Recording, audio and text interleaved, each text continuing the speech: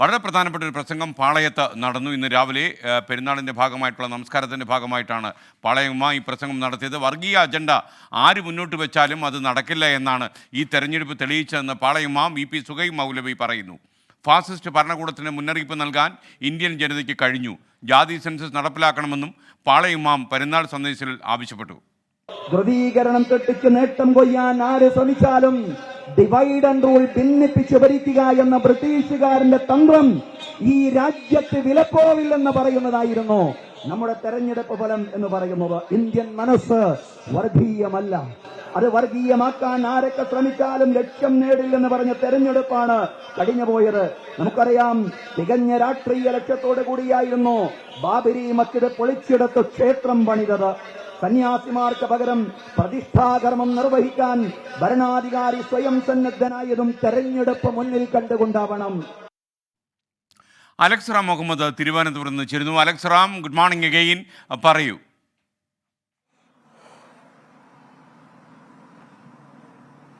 എസ്കാൻ, good morning again. എസ്കാൻ, നമ്മൾ നേരത്തെ തന്നെ സൂചിപ്പിച്ചിരുന്നു, ഒന്ന് പൊതുതെരഞ്ഞെടുപ്പിന്റെ പശ്ചാത്തലത്തിൽ പാളയം ഇമാം VP സുഹൈബ് മൗലവി അദ്ദേഹം നൽകുന്ന ഈ പെരുന്നാൾ സന്ദേശത്തിൽ സ്വാഭാവികമായി ഇത്തരം കാര്യങ്ങൾ പരാമർശിക്കുമെന്ന് നമ്മൾ പറഞ്ഞിരുന്നതാണ്.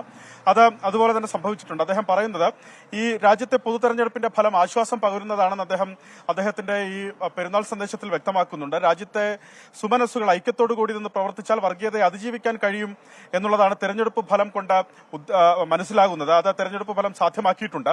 ഫാസിസ്റ്റ് ഭരണകൂടത്തിന് മുന്നറിയിപ്പ് നൽകാൻ ഇന്ത്യൻ ജനതയ്ക്ക് കഴിഞ്ഞു എന്നതാണ് തെരഞ്ഞെടുപ്പ് ഫലം എന്നാണ് അദ്ദേഹം വ്യക്തമാക്കുന്നത്. വർഗീയമാക്കാൻ ആരും ശ്രമിച്ചാലും നടക്കില്ല എന്ന് പറഞ്ഞ തെരഞ്ഞെടുപ്പാണ് ഈ കഴിഞ്ഞുപോയത്. അയോധ്യ ഉൾപ്പെടുന്ന സ്ഥലത്ത് പോലും പരാജയം ഏറ്റുവാങ്ങേണ്ടി വന്നു. കർഷകരോഷം, അടിസ്ഥാന സൗകര്യമില്ലായ്മ, തൊഴിലില്ലായ്മ, അതിനെതിരെ ഉള്ള തെരഞ്ഞെടുപ്പായിരുന്നു. വർഗീയ അജണ്ട അത് വിലപ്പോയില്ല, അത് ആരും മുന്നോട്ട് വെച്ചാലും അത് നടക്കില്ല എന്ന് തെളിയിച്ചതായിരുന്നു തെരഞ്ഞെടുപ്പ് ഫലം. NCRTയിൽ നിന്ന് ബാബറി മസ്ജിദിന്റെ പേര് വെട്ടിമാറ്റിയതിനെതിരെയും അദ്ദേഹം രംഗത്ത് വന്നു. ചരിത്രത്തെ കാവ്യവൽക്കരിക്കുന്ന ശ്രമത്തിൽ നിന്ന് NCRT പിന്മാറണം എന്നാണ് പാളയം ഇമാം VP സുഹൈബ് മൗലവി വ്യക്തമാക്കിയത്. കുട്ടികൾ ശരിയായ ചരിത്രം പഠിക്കേണ്ടതുണ്ട്. ചരിത്രത്തെ വക്രീകരിക്കാനും വളച്ചൊടിക്കാനും ശ്രമിച്ചാൽ ഇന്നല്ലെങ്കിൽ നാളത്തെ ഭാവി തലമുറ അത് തിരിച്ചറിയുക തന്നെ ചെയ്യുമെന്ന് അദ്ദേഹം വ്യക്തമാക്കുന്നുണ്ട്. വർഗീയത കൊണ്ടോ വർഗീയ അജണ്ട കൊണ്ടോ നേട്ടമുണ്ടാക്കാൻ കഴിയില്ല എന്നും അദ്ദേഹം വ്യക്തമാക്കുന്നു. മാസങ്ങൾ നീണ്ട കലാപം നടന്നിട്ടും മണിപ്പൂരിലെത്തി സമാധാനം പുനഃസ്ഥാപിക്കാൻ അധികാരികൾക്ക് കഴിഞ്ഞില്ല എന്ന വിമർശനവും ഇമാം മുന്നോട്ട് വയ്ക്കുന്നു. കേന്ദ്ര സർക്കാർ അക്രമികളുടെ കൂടെയാണ് മണിപ്പൂരിൽ ചേർന്നത്. ഭരണകൂടം അവിടെ നിഷ്ക്രിയരായി. ഭരണകൂടത്തിനെതിരായ വിധിയെഴുത്താണ് പിന്നീട് മണിപ്പൂരിൽ കണ്ടതെന്ന് അദ്ദേഹം വ്യക്തമാക്കുന്നുണ്ട്.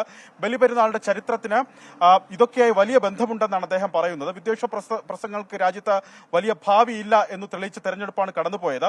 കൊടും വർഗീയത നിറഞ്ഞ വാക്കുകൾ തെരഞ്ഞെടുപ്പ് പ്രചാരണത്തിൽ അധികാരികൾ നടത്തി. അത് ഈ തെരഞ്ഞെടുപ്പിൽ കോൺഗ്രസ് ജയിച്ചാൽ അത് മുസ്ലിങ്ങൾക്ക് അവരുടെ സമ്പത്തിന്റെ പകുതി നൽകും എന്ന പ്രചാരണത്തെ ഉദ്ദേശിച്ചാണ് അദ്ദേഹം ആ പ്രതികരണം നടത്തിയിട്ടുള്ളത്.